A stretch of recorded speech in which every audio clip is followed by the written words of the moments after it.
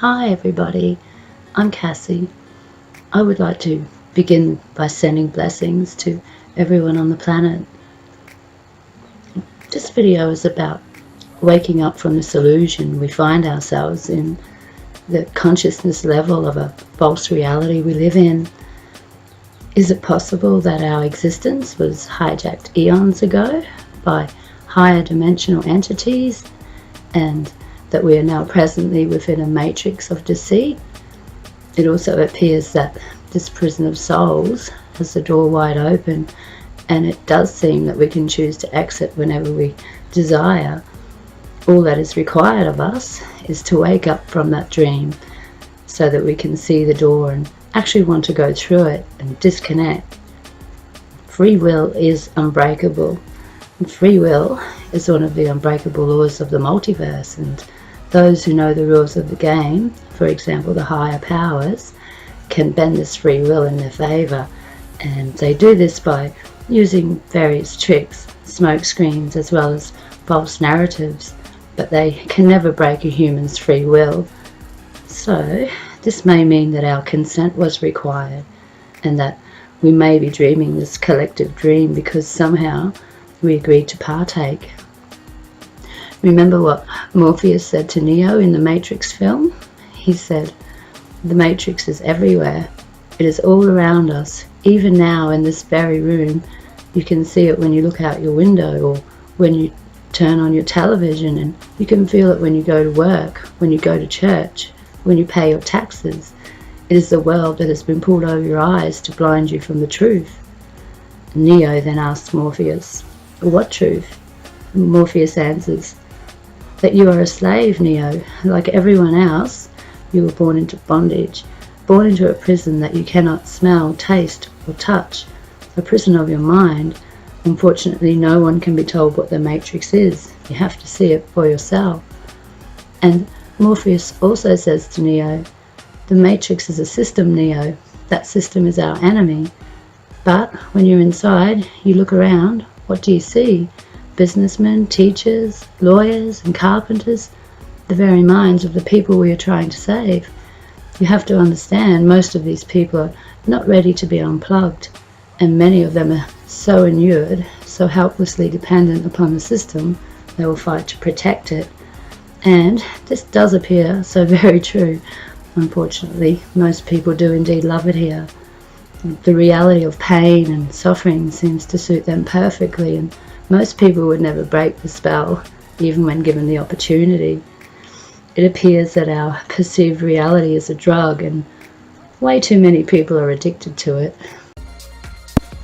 Dreams themselves should make us question reality. Consider this: when we dream at night, we do not realize that all is happening in our minds. No matter how illogical and impossible the dream is, we never question it while asleep. The dream is so very real to us that when we wake up to this reality, we are emotionally affected by it. To us, it is real. So, are we still dreaming and everything around us is virtual and non-existing? Is the software we're all part of designed to trick us into believing that all this is real when in fact it is not? With dreams, we only decode the experience as a dream after we wake up. It is believed that more or less death is the same. After we die, we wake up in another reality and decode the previous one as yet another dream. A dream within a dream. So, when we die, we are basically waking up from a collective dream. A very profound and intense one, but still a dream. So, are dreams various states of holographic realities? When we wake up from a dream, we can no longer interact with the dream world, and that is because we have already moved out of it.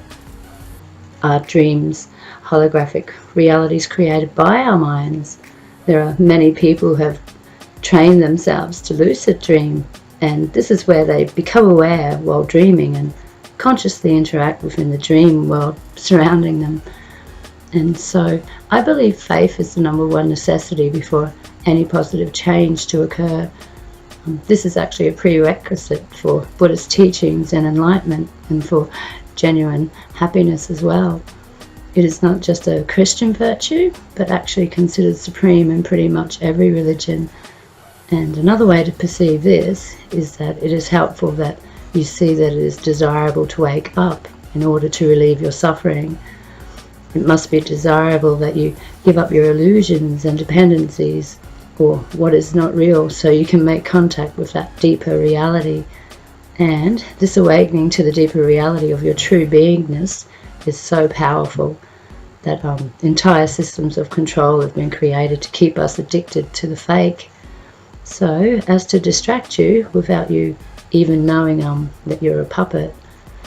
When we wake up, we no longer will hold on to those things that we realize are illusions, distractions, addictions, unhealthy relationships, avoidance and self-pity. This waking up process is not easy though, and when it does happen, it can be painful, and we may hit a threshold of obstacles, pain and intense suffering of any number of feelings before we hit that aha moment. You may ask yourself, do you really want freedom and awakening? And what tends to happen before we can drop our illusions over identifications and ego masks to go deeper inside the mystery of the heart and spirit is that these psychological defenses pop up, mind control programs, avoidance patterns, addictions, distractions, and real demons could begin manifesting.